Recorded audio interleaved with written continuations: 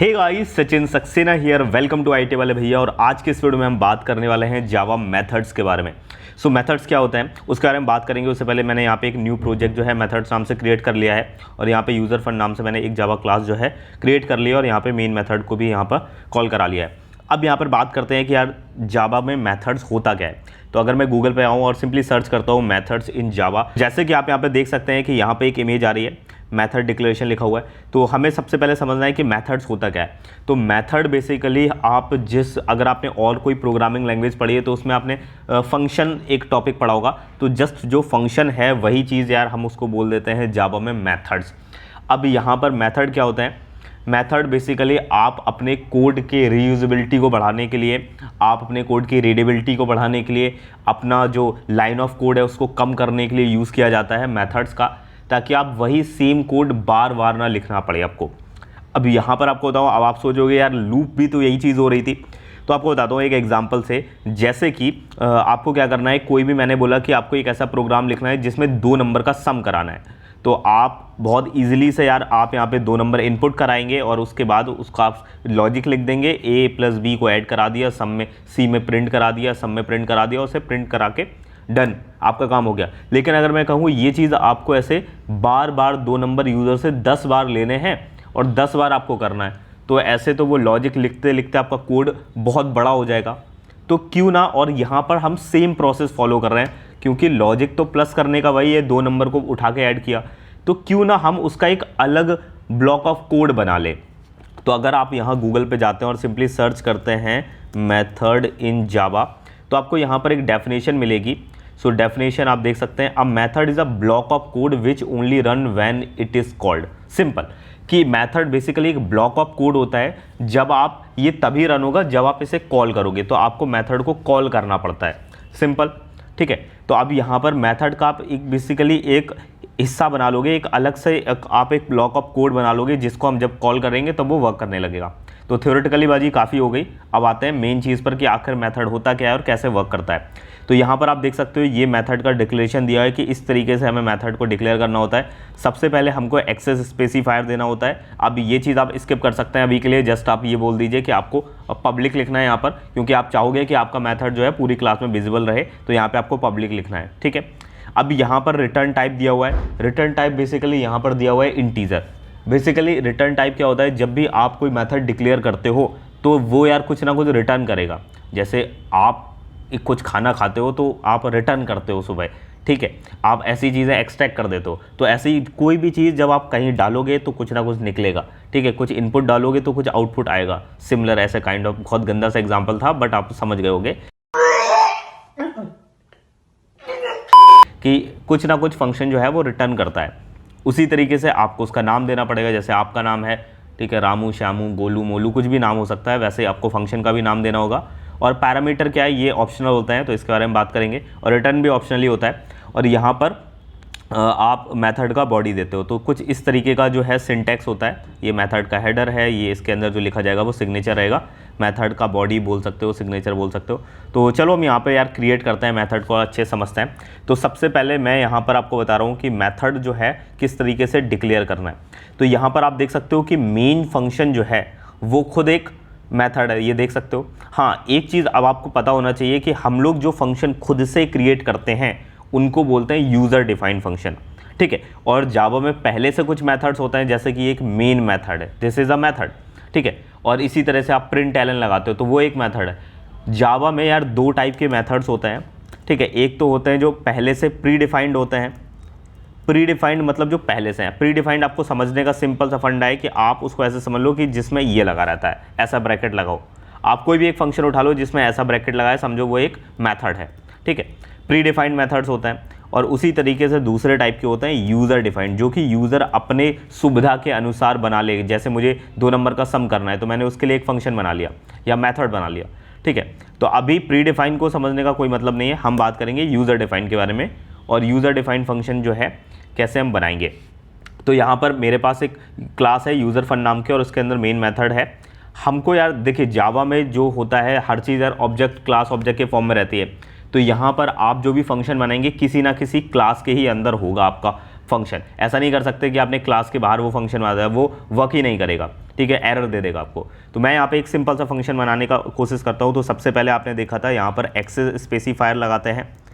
Access specifier public private void default, public private protected और default 4 type के होता है। तो अभी आपको जस्ट पब्लिक ध्यान रखना है, फिर उसके बाद जो है उसका रिटर्न देना रहता है, रिटर्न टाइप बताना पड़ता है, फिर उसके बाद आपको फंक्शन का नेम बताना पड़ता है। यहाँ पे मैं सिंटैक्स दे रहा हूँ आपको, और इसके बाद यहाँ पर आपको जो इनपुट टाइप होता है, मतलब बेसिकली पैरामीटर, वो आपको पास कराने रहते हैं अगर होते हैं वीडियो आपके फंक्शन के अंदर तो। और उसके बाद आपको इसका बॉडी देना रहता है, और बॉडी के अंदर जो है वो आपको क्या करना है वो लिखना है, ठीक है। तो यहाँ पर मैं सिंपल सा जो है एक छोटा सा फंक्शन क्रिएट कर रहा हूँ। जैसे मुझे 2 नंबर का सबसे पहले मैं अपना नाम प्रिंट कराऊंगा, तो मैं उसका एक फंक्शन क्रिएट करता हूँ। सपोज़ मुझे अपना नाम प्रिंट करना है, तो सबसे पहले मैं यहाँ पे लिखता हूँ पब्लिक। इसके बाद अगर रिटर्न टाइप आपको देना है तो आप यहाँ पे रिटर्न के लिए आपको उसका टाइप देना पड़ेगा कि किस टाइप का फंक्शन रिटर्न कर रहा है। अभी मान लेते हैं कि मुझे रिटर्न नहीं देना, तो अगर आपको रिटर्न नहीं कर रहा है आपका फंक्शन, तो सिंपली आप वहाँ पे लिख सकते हैं वॉइड। वॉइड मतलब नल रिटर्न करेगा, कुछ भी नहीं करेगा। उसके बाद आपको फंक्शन का नेम देना है। तो हमारा फंक्शन जो है वो मेरा नाम डिस्प्ले कर रहा है या मेरा नाम दिखा रहा है, तो यहाँ पर मैं फंक्शन का नाम दे देता हूँ फन नेम। उसके बाद आपको ये पैरेंथेसिस लगाने हैं और उसके बाद ब्लॉक बना देना है। अब यहाँ पर मुझे क्या करना है, कुछ भी करा देना है जो मुझे काम कराना है। तो मैंने यहाँ पे system dot out dot print लिख दिया, और मैंने यहाँ पे लिख दिया माई नेम इज़ सचिन। आप कुछ भी लिख सकते हैं अगर आपका नाम है तो, अगर बुरा लग गया हो तो कि मैंने आपका नाम क्यों नहीं लिखा। तो यहाँ पर चलो ये मैंने लिख दिया। अब मुझे इस चीज़ को कॉल कराना पड़ेगा। जैसे कि मैंने बताया कि आपको फंक्शन को ब्लॉक ऑफ कोड तो आपका बन गया, लेकिन पता कैसे चलेगा कि आपकी बात हो रही है, इसको मैं हटा देता हूँ। तो यहाँ पर ये फंक्शन आपने क्रिएट कर लिया। अब यहाँ पर इसको आपको कॉल कराना है, क्योंकि आपका प्रोग्राम तो मेन फंक्शन से चलता है, मेन मेथड से स्टार्ट होगा, तो आपको इसको रन कराना है, तो इसके लिए इसको कॉल कराना पड़ेगा। तो इसके लिए जो भी आपने फंक्शन का नाम दिया है तो वो आप यहाँ पे कॉल करा सकते हैं इस तरीके से। तो आपने यार फंक्शन को कॉल करा दिया, लेकिन आप देख रहे हैं यहाँ पर एक एरर आ रहा है। तो अगर हम इस एरर पे देखें, यहाँ पर अगर आप माउस लेके जाएंगे तो आप देखेंगे यहाँ पर एक एरर है। क्या बोल रहा है, change function name to static. आपका जो फंक्शन का नेम होना चाहिए यार वो स्टैटिक टाइप का होना चाहिए। तो यहाँ पर पब्लिक के बाद आप यहाँ पर स्टैटिक लगा सकते हैं। और अब मैं यहाँ पे देखता हूँ तो यार एरर जो है वो चला गया, वो समझ गया। अब ये स्टैटिक क्या चीज़ है, तो ये बेसिकली ऊप से रिलेटेड हो जाता है, और जब मैं इसको रन कर रहा हूँ तो यहाँ पे वर्क कर रहा है। तो पहले मैं स्टैटिक के बारे में बात कर लेता हूँ। बेसिकली होता ये है कि हमारा ये जो क्लास है अभी क्या है, ये यूज़र फंक्शन नाम की क्लास है, और इसके अंदर एक ये स्टैटिक टाइप का मेन फंक्शन है। मतलब हमें इसके लिए इसकी ऑब्जेक्ट की ज़रूरत नहीं पड़ी। तो अगर मैंने यहाँ पर इस फंक्शन नेम को बना रहा हूँ, तो अगर मेरे पास ये किसी क्लास में होता जिसको मैं ऑब्जेक्ट के थ्रू कॉल कर रहा होता तो मुझे स्टैटिक की ज़रूरत नहीं पड़ती। बट यहाँ पर ऐसा नहीं हो रहा है, यहाँ पर मैंने ऑब्जेक्ट नहीं बनाया, ऊप्स की बात नहीं कर रहे हैं हम लोग। तो यहाँ पर जब ऊप्स की बात नहीं हो रही तो हम इसको क्लास के थ्रू एक्सेस करना पड़ रहा है। तो जब क्लास के थ्रू एक्सेस करना पड़ रहा है तो हम स्टैटिक का यूज़ करते हैं। तो इसको ज़्यादा डीप में मत जाओ, आप याद रखो कि आपको यहाँ पर पब्लिक स्टैटिक रखना ही रखना है हर बार जब भी आप फंक्शन क्रिएट करेंगे, ठीक है। ये आपका फिक्स्ड हो गया। अब देखिए जैसे यहाँ पे फंक्शन नेम वर्क कर रहा है, जैसे मैं इसको रन करता हूँ तो आप देखेंगे यहाँ पे जो भी मैंने कुछ लिखा हुआ है वो यहाँ पे ऑटोमेटिक प्रिंट हो रहा है। अब मुझे मान लो कि यही चीज़ बार बार प्रिंट करानी है, तो मैं इस फंक्शन को यहाँ पर बार बार जो है वो लिख सकता हूँ और यहाँ पे कॉल करा सकता हूँ। तो ये जो था ये हमने यहाँ पे मेथड को डिक्लेयर किया था, ठीक है, कंप्लीट। और यहाँ पर मैंने क्या कर दिया है, कॉल कर दिया है, ठीक है। ये मेथड का डिक्लेयर किया है, इनिशियलाइज किया, कुछ भी कह सकते हैं, और यहाँ पर मेथड को कॉल किया है। ये चीज़ मेथड को कॉल कर दिया। जैसे ही मेथड को कॉल किया वैसे ही देखिए सबसे पहले किस तरह से वर्क करेगा। सबसे पहले मेन फंक्शन स्टार्ट होगा, फंक्शन नेम, जैसे ही उसे फंक्शन नेम मिलेगा मेरा प्रोग्राम जो है वो ऑटोमेटिक यहाँ पर आ जाएगा। उसके बाद यहाँ पर जो कुछ भी था वो चला जाएगा, प्रिंट हो जाएगा। उसके बाद यहाँ पे हमारा फंक्शन ख़त्म हो गया, वो वापस बैक अपनी जगह पे आ जाएगा। उसके बाद फिर फंक्शन नेम पे जाएगा और फिर फंक्शन नेम से फिर नीचे जाएगा, और फिर नीचे जाने के बाद वो फिर से प्रिंट करा के फिर से ऊपर आ जाएगा, और हमारा प्रोजेक्ट जो है, हमारा जो प्रोग्राम है वो ख़त्म हो जाएगा, ठीक है। ये तो हुआ जब हम यार रिटर्न नहीं कर रहे थे, तब इस तरीके से हमारा काम हो रहा था। इस तरीके से आप फंक्शन को यार कॉल करा के अपना काम कर सकते हैं। आप ब्लॉक ऑफ कोड में फंक्शन को क्रिएट कर सकते हैं, ठीक है। ये चीज़ हो गई। अब फंक्शन को भी आप मल्टीपल टाइप में डिफाइन करते हो। यूजर डिफाइन फंक्शन को आप डिफरेंट टाइप से आप डिफाइन कर सकते हो। जैसे आप देख सकते हैं कि मैंने यहाँ पे 4 टाइप लिख दिए हैं कि आपका फंक्शन किस टाइप का होगा वो आपको पता चल जाएगा। टेक नथिंग रिटर्न नथिंग, आपका फंक्शन ऐसा है जो ना तो कुछ ले रहा है ना कुछ दे रहा है। आपका फंक्शन ऐसा हो सकता है टेक समथिंग रिटर्न नथिंग। आपका फंक्शन जो है कुछ ले तो रहा है लेकिन कुछ दे नहीं रहा है। आपका फंक्शन ऐसा हो सकता है take something and return something, कुछ ले भी रहा है और कुछ दे भी रहा है। और आपका फंक्शन ऐसा भी हो सकता है कि कुछ ले नहीं रहा लेकिन कुछ दे रहा है। तो अगर हम यहाँ पर देखें इस वाले फंक्शन को, तो क्या हमने कुछ रिटर्न किया है? नहीं रिटर्न किया, वॉइड रिटर्न कर रहा है। वॉइड मतलब कुछ भी रिटर्न नहीं कर रहा। और क्या हमने यहाँ पर देखिए, मैंने बोला था कि यहाँ पर आप पैरामीटर इनपुट के लिए देते हो, तो हमने यहाँ पे कोई भी पैरामीटर पास नहीं करा है, मतलब कुछ इनपुट नहीं दिया है।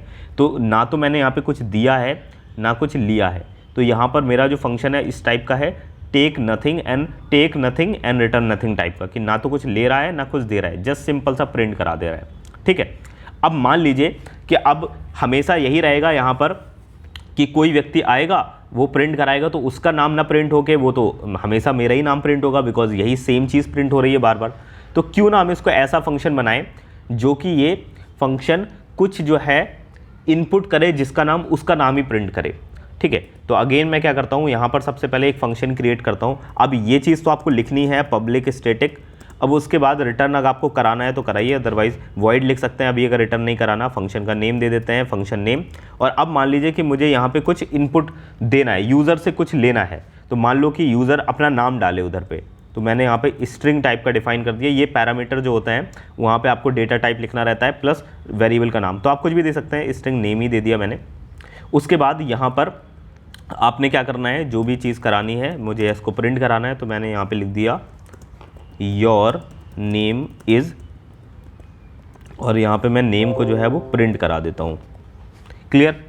अब यहाँ पर मैं क्या करता हूँ, इस फंक्शन को कॉल कराने की कोशिश करता हूँ, लेकिन उससे पहले मैं यहाँ पे एक इनपुट टाइप के लिए मुझे स्कैनर क्लास की नीड होगी। तो मैं यहाँ पे स्कैनर क्लास बना लेता हूँ जल्दी से। देख सकते हैं कि मैंने यहाँ पे जो इनपुट यूज़र जो है सबसे पहले एक इनपुट करेगा, वो यहाँ पे मैंने एक स्ट्रिंग के अंदर स्टोर कर लिया। जो भी कोई नाम डालेगा वो इस स्ट्रिंग एन के अंदर आ जाएगा। ओके, आप नेम भी लिख सकते हो, कोई दिक्कत नहीं है, बिकॉज यहाँ पर ये डिफरेंट ब्लॉक है, ये डिफरेंट ब्लॉक है। अगर सेम ब्लॉक होता है तो फिर दिक्कत होता है वेरिएबल्स के लिए कि सेम नाम के आप नहीं बना सकते, बट यहाँ पर ये एक डिफरेंट ब्लॉक है, ये एक डिफरेंट ब्लॉक है, तो आप बना सकते हैं नेम नाम का, तो भी कोई फर्क नहीं पड़ेगा।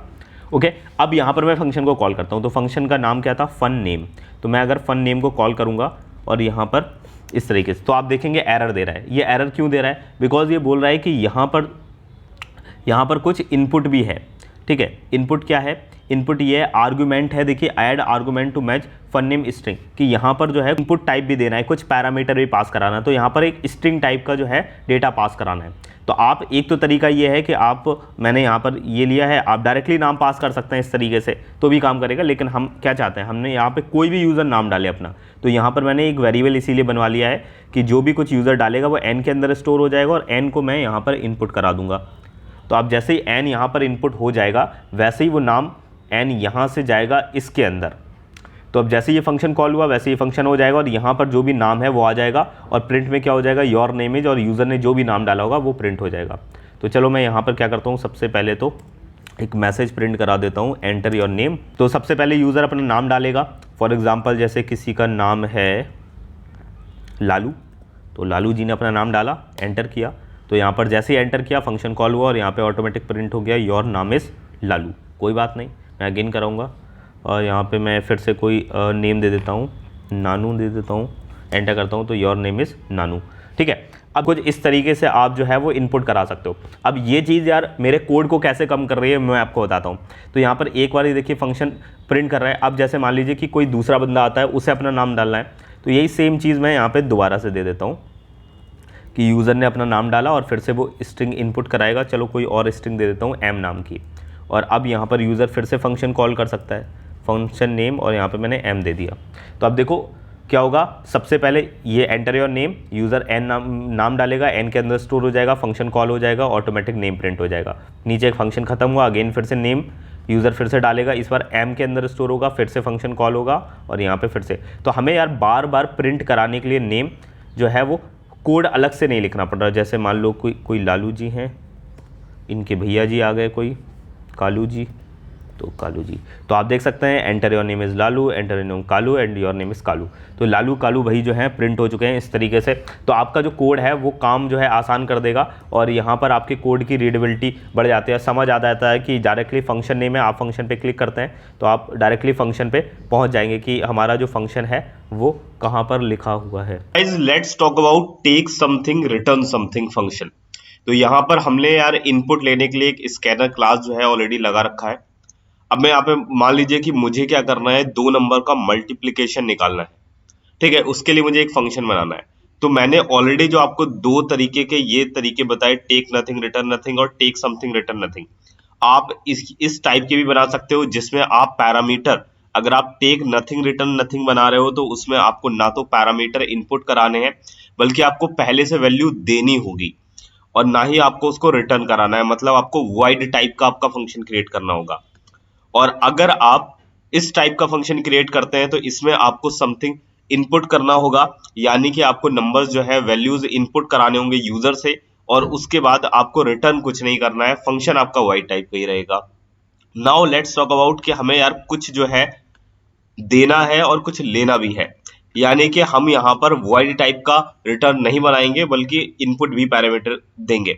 तो ये दोनों के लिए मैं यहाँ पे प्रोडक्ट का एक फंक्शन क्रिएट कर रहा हूँ।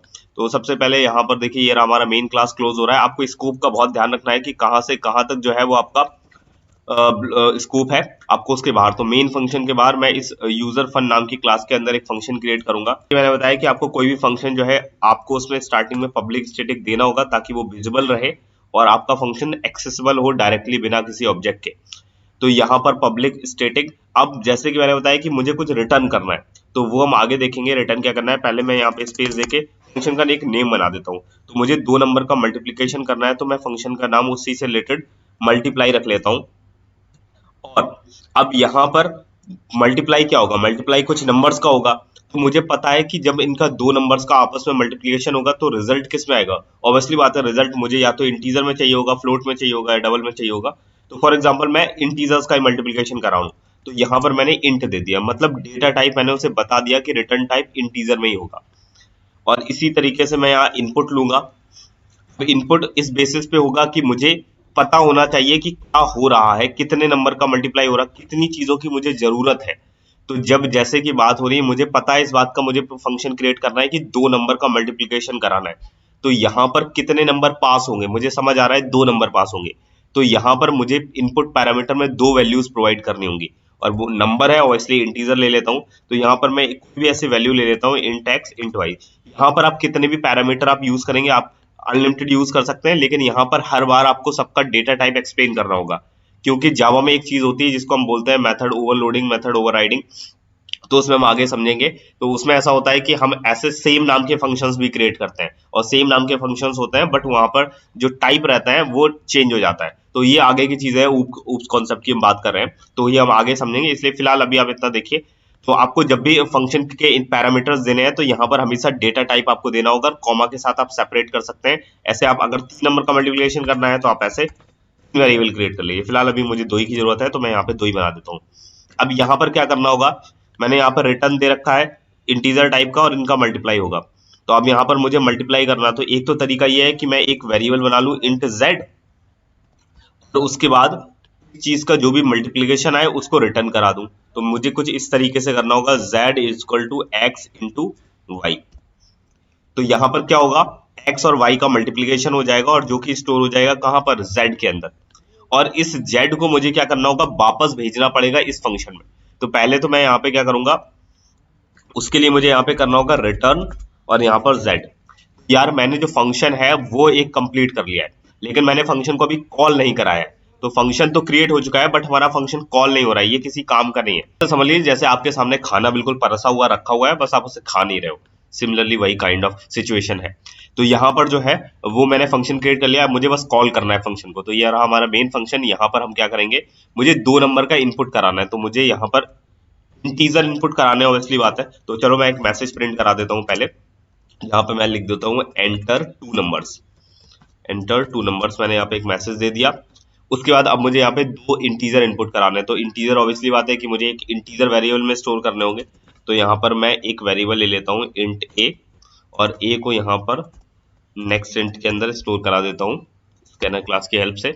और इसी तरह से मुझे एक दूसरा नंबर भी चाहिए, तो मैं एक वी वेरिएबल बना लेता हूँ और उसको भी इसी तरीके से वेरिएबल के अंदर डाल देता हूँ। तो यहाँ पर ए भी मैंने इनपुट करा दिया। आप ऐसा भी कर सकते हैं कि ये और ये वेरिएबल सेम रहे, ए बी और एक्स वाई, ऐसा कोई दिक्कत नहीं है कि आप अलग अलग ही बनाएं। उसके बाद क्या करना है, अब उसके बाद फंक्शन को कॉल कराना है। तो हमारे फंक्शन का नाम क्या है, मल्टीप्लाई। हमने अपने फंक्शन का नाम लिख लिया। अब यहाँ पर ब्रैकेट देंगे तो यहाँ पर फंक्शन कुछ पैरामीटर पास कर रहा है, दो वेरिएबल उसे चाहिए। तो यहाँ पर दो वैल्यू जो हम देने वाले हैं वो कौन सी है, ए एंड बी। यहाँ पर ध्यान रखिए कि ऊपर जब आप पास करेंगे तो वहां पर आपको स्पेसिफाई नहीं करना होता डेटा टाइप, केवल नीचे देंगे। अगर आप यहाँ पर दे देंगे तो एरर दे देगा। अगर मैं यहाँ पर ऐसे इंट लिख दूंगा तो दिस इज एन एरर।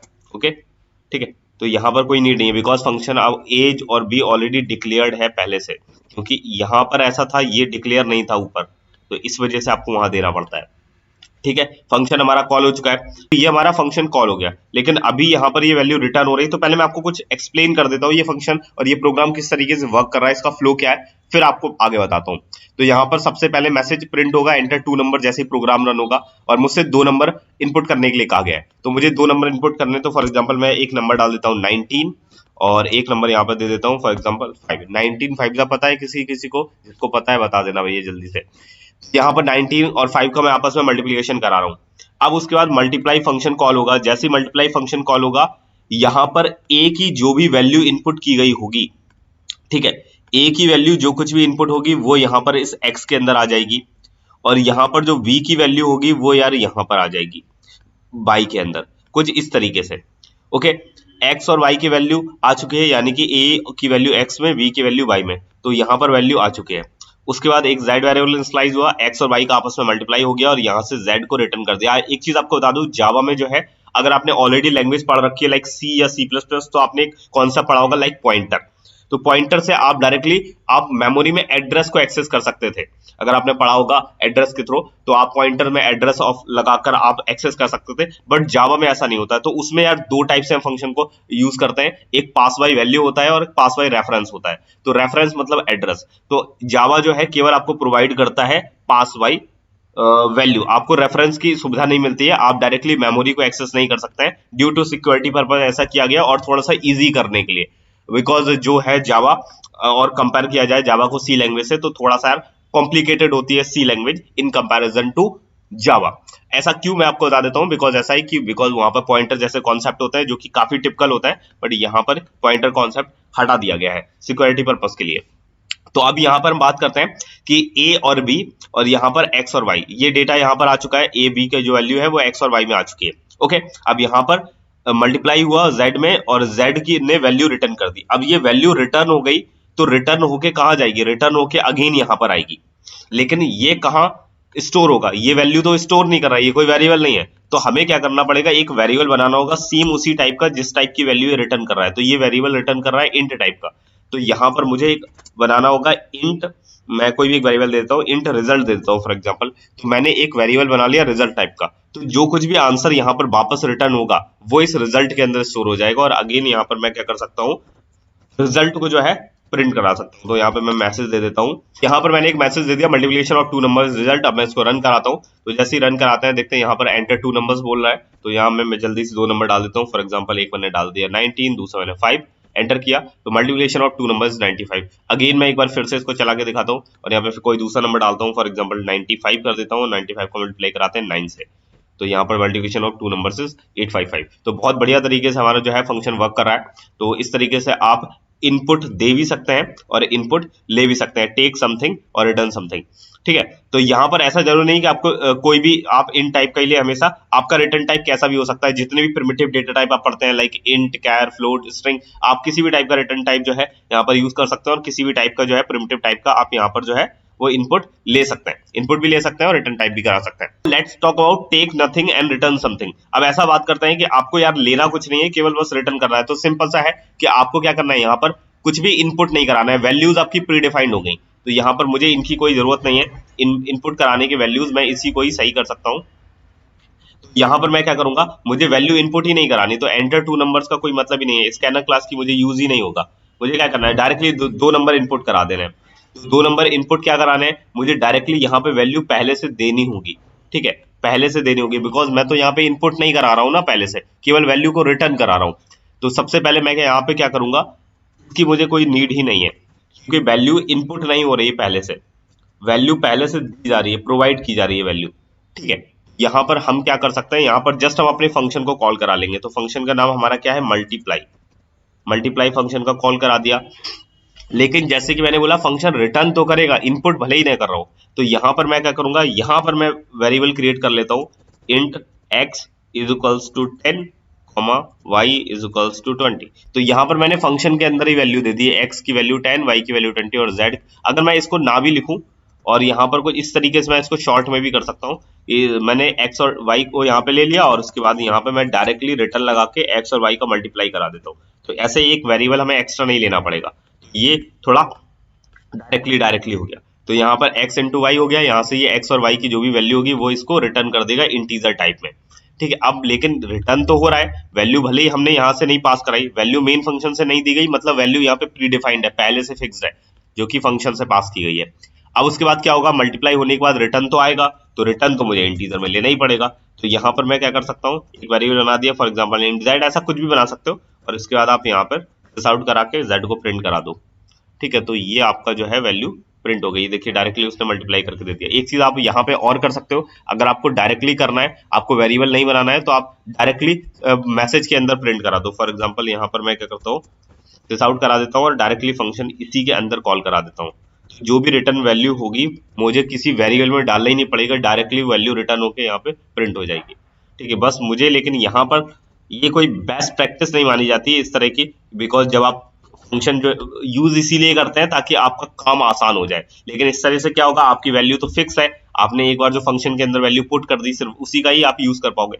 इसलिए हमेशा प्रैक्टिस ऐसी की जाती है कि आप या तो फंक्शन ऐसा बनाओगे जिसमें आप कुछ ले भी रहे हो और कुछ दे भी रहे हो, इनपुट कराओगे आप मेन फंक्शन से और रिटर्न कराओगे आप फंक्शन से, और रिटर्न टाइप, या फिर अगर आपका रिटर्न नहीं कराना है तो आप यहाँ पे वॉइड टाइप का भी दे सकते हो, अगर आपका सीधे फंक्शन जो है मैसेज को प्रिंट कर दे रहा है। तो यही होता है सिंपल सा फंक्शन। आई होप आपको यार फंक्शन क्लियर हो गए होंगे। सो गाइज, हम लोगों ने यार फंक्शंस तो अच्छे से समझ लिया है, बट एक चीज़ यार यहाँ पर मैंने आपको बताया, बार बार मुझे फंक्शन को स्टैटिक टाइप का लेना पड़ रहा था।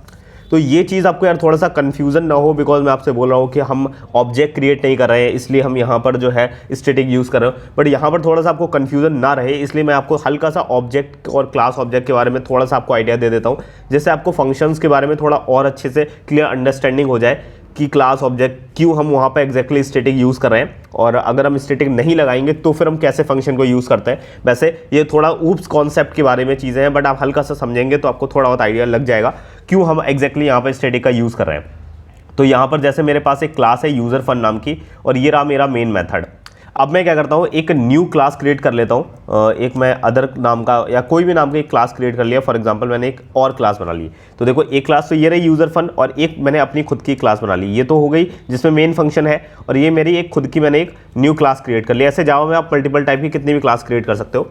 तो अब ये एक अदर क्लास हो गई। अब इस क्लास के अंदर मैं क्या करता हूँ, एक फंक्शन क्रिएट कर देता हूँ। तो यहाँ पर मैं एक फंक्शन क्रिएट कर रहा हूँ, लेकिन यहाँ पर देखिए मैं यहाँ पर स्टैटिक का यूज़ नहीं करूँगा, और यहाँ पर मैं पब्लिक टाइप का फंक्शन बनाऊंगा। इसके साथ साथ मैं यहाँ पे रिटर्न टाइप वॉइड दे देता हूँ, और यहाँ पे कुछ भी फॉर एग्जांपल मैं यहाँ पे क्या करना हूँ, अपना नाम ही प्रिंट करा देता हूँ। तो फंक्शन का नाम मैं नेम दे देता हूँ, और उसके बाद यहाँ पर सिंपल सा एक मैसेज प्रिंट करा देता हूँ। ये यहाँ पर मैंने कुछ इस तरीके से कर दिया, नेम नाम का एक फंक्शन क्रिएट कर लिया, जो कि ना तो कुछ इनपुट कर रहा है और ना ही कुछ रिटर्न कर रहा है। ठीक है, अगर आपने वॉइड टाइप का फंक्शन बनाया है, वैसे देखिए फंक्शन हमेशा कुछ ना कुछ रिटर्न करते हैं, लेकिन अगर हम वॉइड टाइप का फंक्शन जो है क्रिएट करते हैं तो हमें बेसिकली रिटर्न लिखने की नीड नहीं होती। तो इसलिए हम यहाँ पर जो है वॉइड लिख देते हैं, तो हम रिटर्न नहीं लिखते हैं। अगर आप यहाँ पर रिटर्न लिख देंगे तो भी कोई एरर नहीं आ जाएगा। और वैसे क्या होता है, हम हमेशा फंक्शन हमेशा ऐसे क्रिएट होते हैं जो कि कुछ ना कुछ रिटर्न करते हैं। तो अगर हम वॉइड लगा देते हैं तो रिटर्न की कोई ज़रूरत नहीं होती, इसलिए हम लोग रिटर्न नहीं लिखते हैं। Okay, I hate you. ठीक है, तो यार ये हमारा हो गया नेम नाम का एक फंक्शन। ओके, अब नाउ अगर मैं इस फंक्शन को यहाँ पर यूज़ करना चाहूँगा तो मुझे क्या करना होगा, इस क्लास को पहले एक्सेस करना है, और फिर उस क्लास के अंदर जितने भी चीज़ें हैं उनको एक्सेस करना है। तो पहले मुझे क्लास को एक्सेसिबल बनाने के लिए क्लास का एक ऑब्जेक्ट क्रिएट करना होगा। क्लास क्या होता है, क्लास को आप सिंपल लैंग्वेज में समझ लीजिए कि एक ब्लूप्रिंट टाइप का होता है, जो कि रियलिटी में एग्जिस्ट नहीं करता है। ठीक, अदर नाम का एक ऑब्जेक्ट क्रिएट करते हैं। ऑब्जेक्ट ऐसे अदर बना लिया, और उसके बाद कोई भी एक ऑब्जेक्ट का आप नाम दे दो, मतलब क्लास का नेम देंगे, उसके बाद कुछ भी नाम दे दो ऑब्जेक्ट का। जैसे फॉर एग्जांपल मैं ओ नाम दे देता हूँ, ओ नाम दे दिया मैंने, इक्वल्स टू, और ऑब्जेक्ट बनाने के लिए हम न्यू कीवर्ड का इस्तेमाल करते हैं, और फिर से हम अपनी क्लास का नाम दे देंगे। तो ये एक प्रोसीजर होता है जिससे हम क्या कर सकते हैं, अपनी क्लास का ऑब्जेक्ट क्रिएट कर सकते हैं। अभी आप ज़्यादा इसको डीप में मत लो, जब हम ऊप्स कॉन्सेप्ट पढ़ेंगे तो हम अच्छे से आपको बताएंगे। तो यहाँ पर मान लीजिए कि हमने अदर क्लास का एक ओ नाम का ऑब्जेक्ट क्रिएट कर लिया। अब इस ओ की हेल्प से हम अपने फंक्शन को या इस क्लास के अंदर जितने भी फंक्शंस होंगे हम उनको एक्सेस कर सकते हैं। तो ओ डॉट जैसे ही मैं लगाऊंगा, देखिए यहाँ पर कुछ प्रीडिफाइंड फंक्शंस आ रहे हैं, उसके साथ साथ मेरा फंक्शन भी आ रहा होगा जो मैंने फंक्शन क्रिएट किया हुआ है। किस नाम से क्रिएट किया हुआ है? नेम नाम से। तो यहाँ पे जैसे मैं ओ डॉट लिखता हूँ, ओ डॉट NAME, तो देखिए यहाँ पर नेम नाम से मेरा जो फंक्शन है वो यहाँ पे शो होने लगा। तो ठीक है, जैसे ओ डॉट नेम मैं कर रहा हूँ और अगर मैं इस फंक्शन को रन कराऊंगा तो यहाँ पर देखिए लिख के आ जाएगा माई नेम इज सचिन। तो यहाँ पर देख सकते हैं कि मैंने इस क्लास के अंदर इस फंक्शन को बिना स्टैटिक के यूज़ कर लिया। कैसे यूज़ किया? With the help of object. अगर मैं यहाँ पर ऑब्जेक्ट नहीं देता हूँ तो फिर मुझे स्टैटिक की ज़रूरत पड़ती है, जैसे कि आपने ऑलरेडी देखा है। तो एक बार मैं अब, क्योंकि ये डिफरेंट क्लास में है तो भी यहाँ पे स्टैटिक की ज़रूरत पड़ेगी, मैं मतलब क्लास के थ्रू एक्सेस कर पाऊँगा। तो देखिए मान लीजिए कि मैंने यहाँ पर इसका ऑब्जेक्ट नहीं बनाया, तो अगर ऑब्जेक्ट नहीं बनाया और मैं यहाँ पर एक्सेस करने की फिर भी कोशिश कर रहा हूँ तो देखिए एरर मैसेज जनरेट करेगा। ठीक है, क्योंकि वो ओ को समझ ही नहीं पा रहा ओ क्या है, तो यहाँ पर एरर दे देगा। लेकिन अगर मैं यहाँ पर अपने फंक्शन को स्टैटिक बना दूँ, ठीक है, और अब मैं इसको एक्सेस करने की कोशिश करता हूँ, तो यहाँ पर अब मैं क्लास के थ्रू एक्सेस कर पाऊँगा, अदर डॉट, और यहाँ पर देखिए नेम आ गया। तो अब मैं अपने फंक्शन को जो है क्लास के थ्रू एक्सेस कर पा रहा हूँ।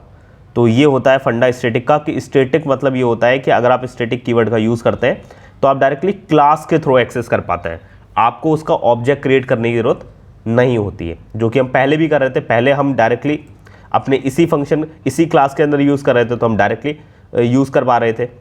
और अब यहाँ पर मैंने एक डिफरेंट क्लास के अंदर बना लिया, तो यहाँ पर मैंने यहाँ पर डिफरेंट क्लास के अंदर क्लास का नेम डॉट यहाँ पर अपने फंक्शन का नेम, इस तरह से एक्सेस कर पा रहे हैं। तो ये फंडा होता है सिंपल सा फंक्शन का। आई होप आपको फंक्शन क्लियर हो गया होगा। तो आई होप गाइस कि आपको यार फंक्शन अच्छे से समझ आ गया होगा। अगर आपको फंक्शन अच्छे समझ आ गया तो यार जल्दी से चैनल को सब्सक्राइब कर लो और बेल आइकन जरूर से हिट कर देना, बिकॉज मैं ऐसी कंटिन्यूसली आपके लिए वीडियोज़ ला पाऊँ।